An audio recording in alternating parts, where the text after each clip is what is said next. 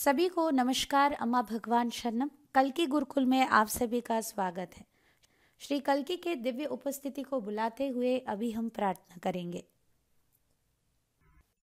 ॐ श्रीं सर्वदेव परं करुण परं ज्योते नमः। ॐ श्रीं सर्वदेव परं करुण परं ज्योते नमः। ॐ श्रीं सर्वदेव परं करुण परं ज्योते नमः।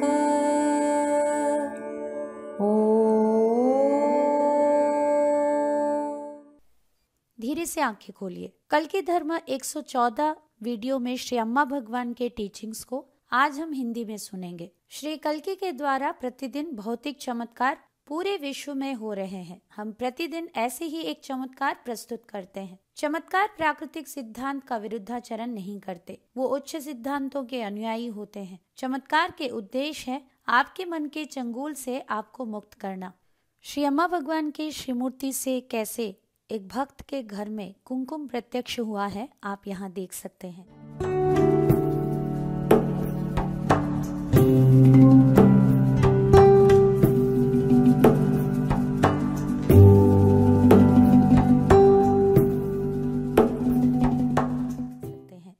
श्री भगवान जी के दिव्य वाणी को अभी हम सभी श्रद्धा से सुनेंगे। Is there anyone not fit for Diksha? Basically, we cannot judge people, you know.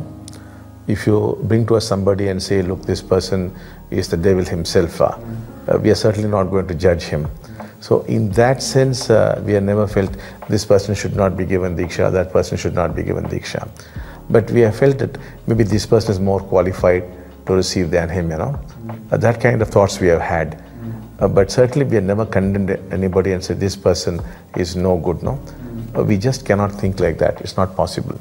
अनुवाद सुनेंगे। क्या ऐसे कोई है जो दीक्षा के लायक नहीं है? श्री भगवान जी ने उत्तर दिया, असल में हम किसी का भी मूल्यांकन नहीं कर सकते। आप किसी को भी हमारे सामने ले आइए, अगर आप बोलेंगे कि वो एक राक्षस है, तब भी हम उन्हें जज नहीं कर सकते। उस संदर्भ में हम कभी किसी भी व्यक्ति को मूल्यांकन नहीं करते। तो ऐसे में किसी को भी दीक्षा के लायक हम कैसे बता सकते हैं? किंतु हम अवश्य ये महसूस करते हैं कुछ लोग दीक्षा प्राप्त करने हेतु अधिक योग्य हैं। कभी भी किसी के बारे में ऐसे सोचना हमारे लिए संभव नहीं है। कभी किसी को भी इस विषय को लेकर कोसा नहीं जा सकता है कि ये व्यक्ति अच्छे नहीं है। हम ऐसे कभी किसी के बारे में सोच नहीं सकते क्योंकि वो हमारे लिए असंभव है। मुक्ति पाए हुए व्यक्ति कैसे होते हैं, चलिए देखेंगे। The awakened one experiences freedom because of the absence of choice and hope. The unawakened one experiences freedom in the presence of choice and hope. मुक्ति पाए हुए व्यक्ति विकल्प और आशा के अभाव में स्वतंत्रता का अनुभव करते हैं। मुक्ति ना पाने की अवस्था में व्यक्ति विकल्प और आशा के साथ स्वतंत्रता को अनुभव करते हैं। जब आपके पास चुनने की एक फ्रीडम होता है, जब आप चयन कर सकते हैं, तब वहाँ पर मन अस्तित्व में आता है। मन जैसे ही आता है तो वहाँ पर स्वाधीनता खत्म हो जाता है और इस मन के चंगुल में आप फंस जाते हैं, इसका गुलाम आप बन जाते हैं। जैसे ही माइंड आपके जीवन को टेक ओवर कर लेता है, एक बड़ा सा गधा जैसे आपके भुजाओं में बैठ गया है। जब आपके मन अनुपस्थित रहता है, जैसे आपके मैं की भाव लुप्त हो जाता है, तो उस व्यक्ति के लिए वहाँ चुनने के लिए कुछ है ही नहीं, क्योंकि मन ही हमें चुनने की क्षमता देता है और हमें दुविधा में भी डाल देता है। जब मन ही नहीं है तो वहाँ पर चुनाव भी नहीं रहता है। माइंड बंद होने के कारण व्यक्ति के अंदर पूर्ण स्वाधीनता की आभास होता है। किंतु इस चीज को हम एक धारणा नहीं बना सकते, इस चीज को हम अलग तरीके से समझना नहीं है। ये स्वयं जब आप अनुभव करेंगे तभी आप समझ पाएंगे। पूर्णता स्वाधीनता को अनुभव करना होता क्या है तभी आप समझ पाएंगे जब आपका मन पूरी तरह से शांत हो चुका है। जब मन सक्रिय होता है वहां पर किसी भी प्रकार की स्वाधीनता नहीं होता और हमें ऐसा लगता है कि हम फ्रीडम को अनुभव कर रहे हैं, किंतु वो असली स्वाधीनता नहीं है। जहाँ पर चॉइस या फ्रीडम ऑफ चॉइस है वहां पर रियल फ्रीडम नहीं है। अगला टीचिंग देखते हैं। ज्ञान कभी आध्यात्मिकता का निर्माण नहीं कर सकता, ये आध्यात्मिकता को केवल स्थिर कर सकता है। आपकी आंतरिक दुनिया में क्या चल रहा है इसे जानना ही आध्यात्मिकता है, किंतु ज्ञान हमें हमारे भीतर क्या चल रहा है इसके बारे में सचेत नहीं कर सकता, क्योंकि सचेत होना अपने आप घटित होना है। ज्ञान से हम कुछ चीजों को गहरी रूप से समझ सकते हैं, किंतु हमारे भीतर सचेतनता को जागृत नहीं कर सकते। अगला टीचिंग, स्वीकृति आध्यात्मिकता का आधारशिला है। कुछ सालों के पहले एक नृत्य करने वाले व्यक्ति श्री भगवान से मिले थे। वो अपने प्रोफेशनल लाइफ में और अपने फैमिली लाइफ में बहुत खुश थे। उन्होंने कहा उन्होंने एक विधवा से शादी किया और एक अनाथ आश्रम को भी प्रारंभ किया और वो अपने जीवन में इससे ज्यादा कुछ चाह भी नहीं रहे थे, किंतु उनको उनके गुस्से से समस्या था, क्योंकि वो दूसरों को प्रभावित कर रहा था। अपने कर्म क्षेत्र में भी लोगों को वो गुस्सा करके हर्ट करते थे। उन्होंने श्री भगवान के आशीर्वाद मांगा अपने आप को बदलने के लिए। श्री भगवान जी ने उन्हें कहा, अगर आप अपने बेंज कार के पहिए को निकालकर ट्रैक्टर के पहियों को वहाँ पर डाल देंगे तो क्या होगा, या उसके इंजन को निकालकर आप एक बुलडोजर के इंजन को लगा देंगे तो क्या होगा? क्या वो परफेक्ट बनेगा? बिल्कुल नहीं। बेंज कार एक पैकेज है, वहाँ अन्य गाड़ी के व्हील को या इंजन को फिक्स नहीं करना है। ठीक वैसे ही आपके साथ भी, आप भी एक पैकेज हो। आप इतने दयाशील हो, सृजनात्मक और गुस्से वाले हो, ये सब एक पैकेज है। ये सब कुछ एक साथ आता है। आप इस तरह प्रकृति और ईश्वर के द्वारा सृष्टि किए गए हो। आप जैसे हो वैसे ही परफेक्ट हो। अपने आप को बदलने की कोशिश मत करना। आपके भीतर परफेक्शन के आइडिया में बदलाव लाना होगा। अगर आप अपने गुस्से से लगातार लड़ाई करते रहेंगे या उसे नियंत्रण करते रहेंगे, अपने कोशिश से इसे आप नियंत्रण नहीं कर सकते। तो इसीलिए आपको चौकन्ना करना चाहेंगे कि अगर आप अपने गुस्से को निकाल देंगे तो आपके भीतर की सृजनशीलता भी चला जाएगा। इसके विपरीत परिणाम अपने जीवन में अलग अलग क्षेत्रों में आप देख सकते हैं। हमारे अंदर क्या चल रहा है इसके बारे में पहले कॉन्शियस होना ही हमारा काम है। इसको बदल देना हमारी बस की बात नहीं है। शायद आप सभी ने भी अपने बारे में बहुत सारी चीजों को सोच कर रखा होगा कि ये सारी चीजें मुझे बदल देना होगा। क्या आप अपने गुस्से को, अपने अन्यमनस्कता को, असंवेदनशीलता को, प्रोक्रेस्टिनेशन को, या आप जिस प्रकार से कम्युनिकेट करते हैं, या आपके मनोवृत्ति, आपके विचार, इन सभी को आप बदल सकते हैं? श्री भगवान यहाँ पर हमें बता रहे हैं सब कुछ जैसा है वैसे ही ठीक है, किंतु आपको इसके बारे में कॉन्शियस होना होगा और स्वीकारना होगा, क्योंकि स्वीकृति आध्यात्मिकता का आधारशिला है। जब कोई अपने आप से लड़ाई कर रहे हैं वो दयनीय हो जाते हैं। वो अपने आप से कभी तृप्त नहीं हो सकते, शांति या आनंद को अनुभव नहीं कर सकते। अगला टीचिंग, रिश्ते अपने आप को जानने का आईना है। आपके रिश्ते असाधारण भाव से महत्वपूर्ण इसलिए क्योंकि वही आप अपने आप को देख सकते हैं, अपने आप को जान सकते हैं, क्योंकि आपके रिश्ते एक आईना है जहाँ पर आप खुद को देख सकते हैं। जब आप अपने आप को अपने माता से, पिता से, या आपके पति पत्नी, अपने संतान से रिलेट होते हुए देखते हैं, तब आप अपने आप को ऑब्जर्व कीजिए। तब आप अपने अचेत मन से कनेक्ट हो जाएंगे। जैसे जैसे आप अपने भीतर की गहराई में जाएंगे और गहराई से अचेत मन को आप कनेक्ट हो जाएंगे, जिससे आप बहुत सारे अनजान बातों से अवगत हो जाएंगे। इसीलिए कल की धर्म में रिलेशनशिप, रिश्तों को इतना महत्व दिया जाता है। साथ ही साथ आपके अचेत मन को भी रिजॉल्व होना है, तभी आपके बाहरी रूप से जो भी समस्याएं हैं वो समाधान हो सकते हैं। आर्थिक समस्याएं आपके अचेत मन का ही एक परिणाम है। आपको इसके बारे में सचेत होना होगा, तभी आपके आर्थिक समस्याएं समाधान होंगे। ठीक वैसे ही आपके रिश्ते में जो भी समस्या है, जैसे पति पत्नी का कोई समस्या चल रहा है या उस रिश्ते में कोई प्रेम नहीं है, वहाँ पर लगातार बहस झगड़ा और एक दूसरे को नियंत्रण करते हुए एक दूसरे को दुख देना अदृश्य होना है, तभी आध्यात्मिक प्रगति संभव है। उनके जीवन में सभी बेहतरीन चीजें तभी होना शुरू होगा, उनका अचेत मन का प्रभाव भी कम होगा। इसीलिए आपको अपने आप को जानना है, अपने आप को देखना है। और आप अपने आप को कैसे देख पाएंगे? जब आप किसी से रिलेट करेंगे तभी आप खुद को जान पाएंगे। यही उत्कृष्ट मार्ग है अपने आप को जानने की। धैर्य नहीं तो उन्नति भी नहीं। सफलता पाना आज के दिन में सबसे आसान है और सबसे कठिन भी। इसके पहले इतिहास में ऐसे कभी नहीं देखा गया। आसान इसलिए है क्योंकि आपको सफलता प्राप्त करने हेतु अनगिनत सुजोग है, मौका है। आप किसी भी क्षेत्र में अपने इच्छा से प्रवेश कर सकते हैं। कठिन इसलिए क्योंकि चारों ओर के ये रंगीन दुनिया आपको बहुत जल्दी डिस्ट्रैक्ट कर सकता है। आप किसी भी एक चीज में टिके रहना मुश्किल होता जा रहा है। आज का मनोरंजन, आज के एडवांसमेंट, इतना कुछ टेक्नोलॉजी, तरह तरह के खाना, तरह तरह के कपड़े, हर चीज में इतना वैरायटी आपको प्राप्त हो रहा है, तो किसी भी चीज में कंसंट्रेट करना और उसमें सफलता पाना मुश्किल होता जा रहा है। आपके जीवन में आप कितना परिमाण में सफलता को प्राप्त करेंगे, उसके अनुपात में आप कितने घंटे एकाग्रता के साथ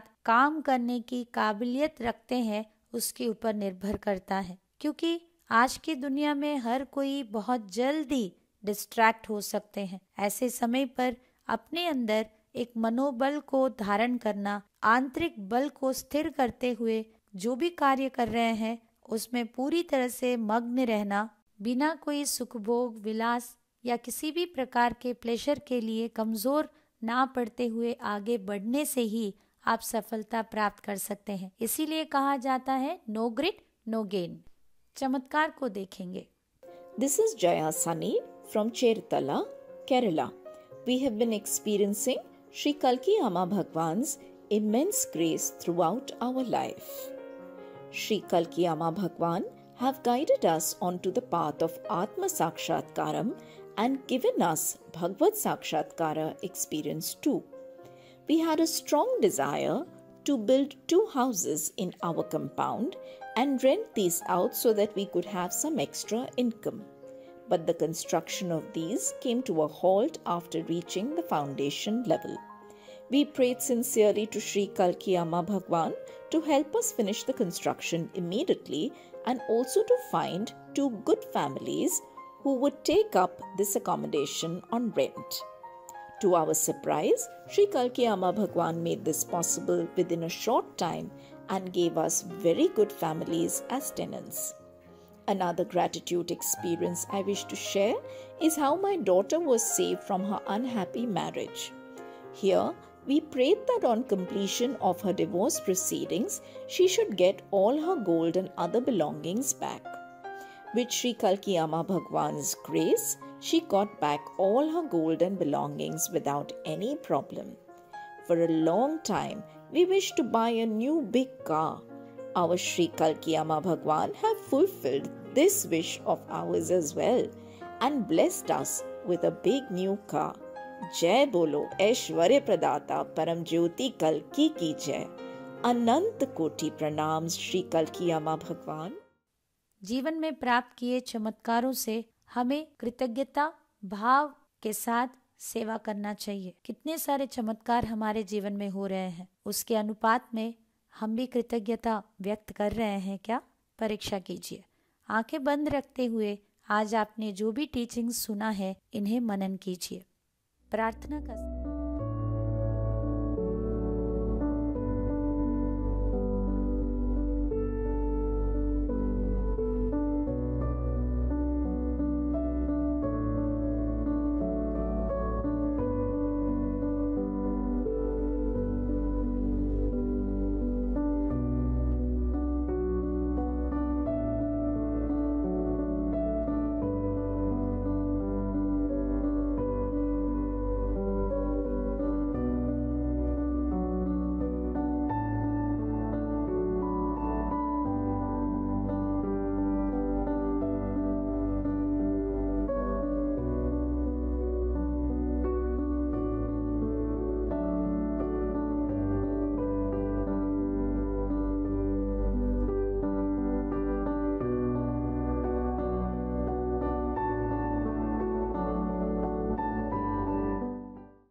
प्रार्थना का समय है। अभी जो भी टीचिंग्स आपने सुना है, इन टीचिंग्स को आपके व्यक्तिगत रियलाइजेशन बनाने के लिए, जीवन में चमत्कार प्राप्ति हेतु आपको मदद करने के लिए प्रार्थना करें।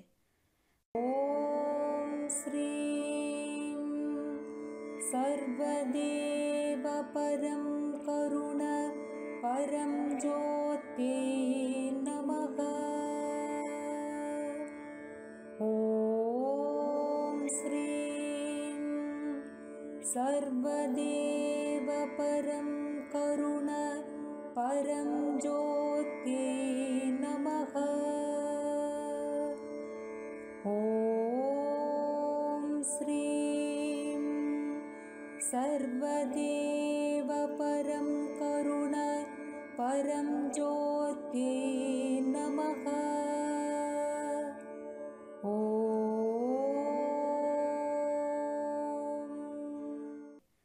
भजन संकीर्तन का समय है। अभी इन भजन में भाग लेते हुए भक्ति प्राप्त करने के लिए प्रार्थना करें। ಓಂಕಾರದಲ್ಲಿ ಕಂಡೆನು ನಾ ಶ್ರೀ ಭಗವತಿ ತಾಯಿಯ ಸಚ್ಚಿದಾನಂದ ಪರಬ್ರಹ್ಮನ ಸತಿ ಶ್ರೀ ಭವಾನಿಯ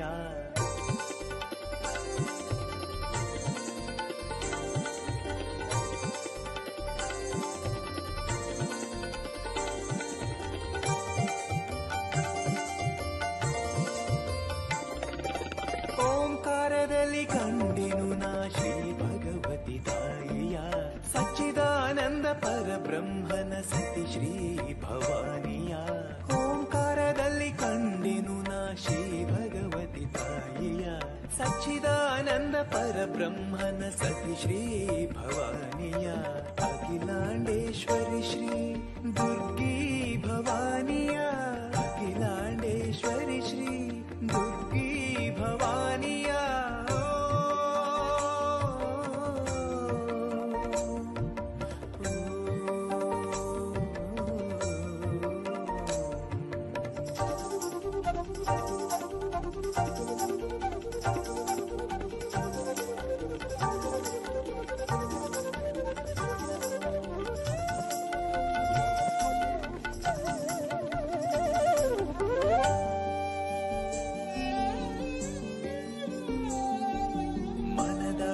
ಆಕಾಶದಲ್ಲಿ ಕಂಗೊಳಿಪ ಕಾಂತಿಯಲ್ಲಿ ಮನದಳದಾಕಾಶದಲ್ಲಿ ಕಂಗೊಳಿಪ ಕಾಂತಿಯಲ್ಲಿ ಬಗೆ ಬಗೆಯ ರಂಗಿನಲ್ಲಿ ಚಿತ್ತದಾಕಾಶದಲ್ಲಿ ನೋಡು ನೋಡುತ್ತಿರುವಂತೆ ಮುಂಜಾವದ ಮೆರಗಿನಂತೆ ನೋಡು ನೋಡುತ್ತಿರುವಂತೆ ಮುಂಜಾವದ ಮೆರಗಿನಂತೆ ಮಸುಕು ಮಂಜಿನ ನಡುವೆ ಕಂಡೆನ ತಾಯಿಯ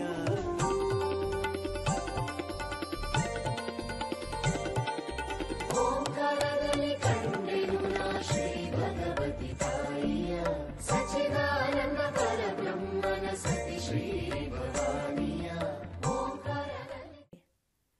सभी को धन्यवाद। नमस्कार। अम्मा भगवान शरणम।